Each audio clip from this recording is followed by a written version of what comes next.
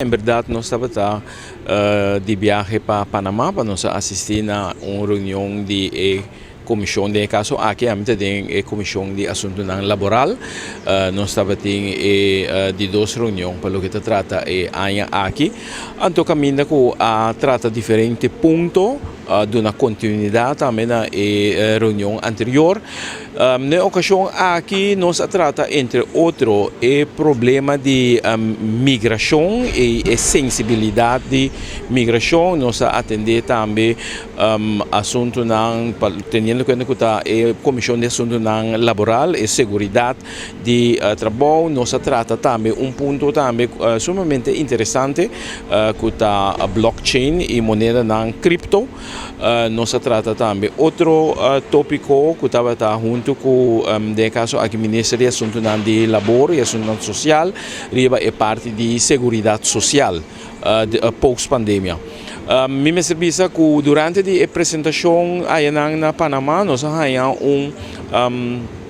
presentación amplia de especialista de Organización Internacional de Migración OIM, que es Jean-Philippe Antolin. Él explica el problemático que no solamente corso tour el país del Caribe y mundialmente tiene que migrante para sobre el tour país, for de hora gente está en país y nota haya que pode llegar na lo cual não custa como devia contribuir na seu bem-estar personal e busca portar outra destinação caminha que eventualmente se mira perspectiva de vida então bota haya que gente tam emigrar vai viver na outro país, pero com consequência que se nota registrada de forma oficial bota hanhabo com migração de estrangeiro aqui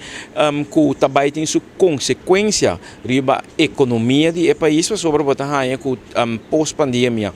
maioria país está confrontando o problema com economia a começar track desenvolver, pero não chega back na posição que estava em 2019, maioria país ainda door de pandemia tem hopiende que a perde e que não ganha trabalho back. Consequentemente, ora bo hanhabo com migrante não que está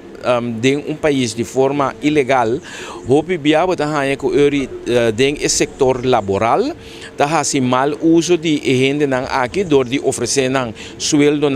por exemplo, com nota quadra, com a função of body e sueldo mínimo, bota hanha que não está aceitar o trabalho, body condição lá nós bisa com nota favorável, com consequência que é hora e gente local mesmo que perde trabalho, nota volve dentro do processo laboral e onde é problemático que o botim e que o país está confrontando, tá com o hecho que o jovem não nota queda incluir dentro do processo laboral.